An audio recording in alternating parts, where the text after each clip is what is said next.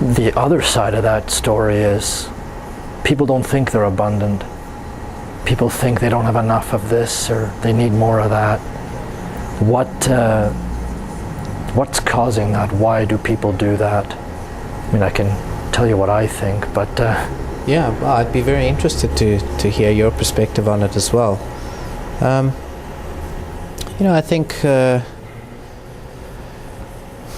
we've been taught to look at things specific ways, and many of those ways are incomplete. So, we construct our lives according to our innermost desires. Our true self, basically, sets up how our life looks. And then we've got all the social programming that says you should have so much money in the bank, and you should have a house and a stable, stable job, and you should have, by 40 you should be married with 2 kids, and those are all erroneous ideas. That it's good for some people because that's their drive, that is their underlying desire in life. Other people have an affinity with nature, and they want to go and travel the world and protect the environment in the Amazon jungle, and not have a house and a car and a family, and that's cool for them, and that's their abundance. So it looks different for everyone. It's the same, pretty much the same as success. It looks different for everybody. But I think one of the things that blocks us is that we don't appreciate the value of the things we do have in life, where we've already been successful, and we've sort of, if you've set yourself up to have a lot of leisure time, and you don't have to work too hard, and you value that, to beat yourself up because you don't have a lot of money is senseless, because that's not your target, that's not your passion.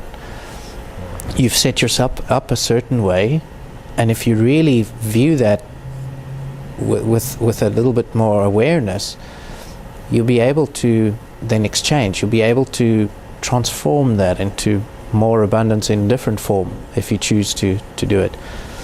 And there really isn't much of right and wrong in terms of that. It comes down to, is it serving you? So if it serves you up to now, or has served you up to now, and you've suddenly decided, hang on a minute, there's more to life than this, and I want that now, that's cool. Then you go through a transformation. But there's no point in beating yourself up because you've been like that for 20 years. That was who you were, and you should celebrate that. And that's a lot of, that beating ourselves up for what we were often blocks further progress. I will be oscillating a little bit between the money and abundance. And the reason for that is because people still view abundance as money. So I will be kind of talking in that respect. And, over the years, over hundreds of years, we were brought up, it's a very religious conditioning.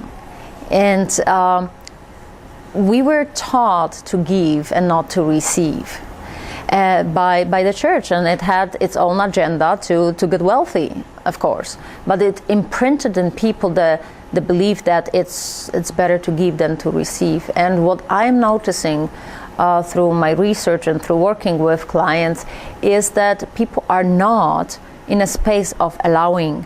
And another part of that conditioning is like Graham was saying, that we are not seeing what is already successful in our life, what is already abundant in our life, because we are constantly being fed what is wrong with our life, where we are shortcoming, where we are not doing good, and nothing is satisfying in this society.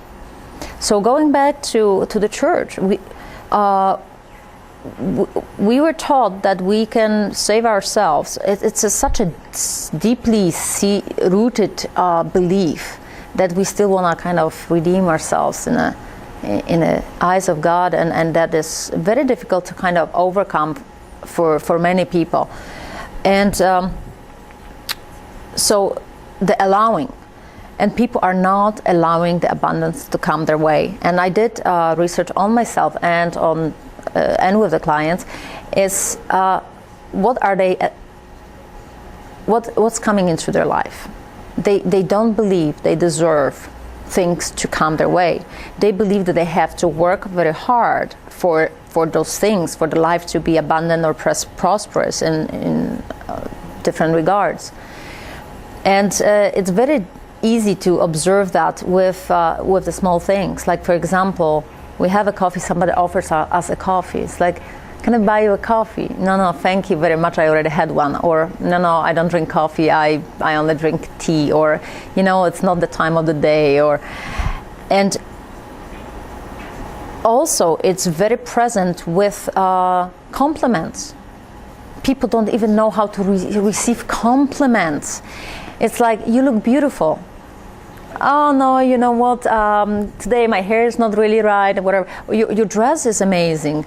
I have the other dress which is better. I just didn't iron it before. That's what comes down to. Or simple. Nice to see you. Nice to see you too. So either we are going to distract ourselves from receiving the nice comment, or we are going to give it right back. Like we feel we own them something for that. Instead of saying thank you, we are like right back at them. No, you look very good too, or nice to see you too. So it's the first step to allowing that, to even see how abundant we are in our life, is to see what comes our way, but to be able to notice that, to open that awareness, what is really coming. And I practiced that with myself for many years. I grew up in a Catholic family in Eastern Europe where it was all about giving and not about receiving. And I dragged every single birthday. I never received gifts. And I was aware enough and conscious enough to see that there is something wrong with that picture. And I was observing it. And everybody wants gifts. It doesn't matter, anything. Even when we were exchanging gifts at school events, I was getting the worst gift out of all. I still remember I received a little painting on the wood that size of Mona Lisa, and I was about 9 years old. It's like, maybe it had an impact on me because my email is Mona Lisa, and a lot of other things somehow go around that. But it was really so difficult for me to understand why. And I started to work at a very trendy nightclub that opened up in my city. And I went there, and the first thing that the girls told me is, we are making so much tips in here. And in reality, they were making a month salary in tips. So you better shape up and get the same amount of money, or you're out. And I didn't agree with any of it. I'm like, what do you mean receiving that much money? And that was my first boot camp in receiving. And it was very strenuous for me. It was so not in alignment. And I learned it. Ever since then, I started to practice it more and more. I started to, if somebody offered me a coffee, I took a coffee. If somebody gave me a gift, even small one, I didn't need it, I didn't like it, whatever, I would take it.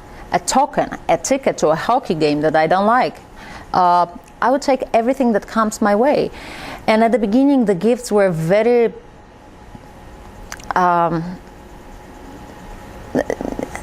very funny. But as I was practicing it and I was growing that muscle, the gifts started to be, or the gifts from the universe, whatever you want to call it, started to be more thoughtful and bigger. And abundance comes in many ways. And people think that abundance have to come in terms of money. And this is a misconception, because all-powerful universe has probably the infinite ways of providing us with whatever we need in our lives. So I started to exercise that too, and I remember I wanted to go to visit my family in Europe, and And I didn't have the money for the ticket and for the whole trip. And I'm like, I need the money, I need the money, I need the money. And at some point I caught myself and I remembered that it's not about the money.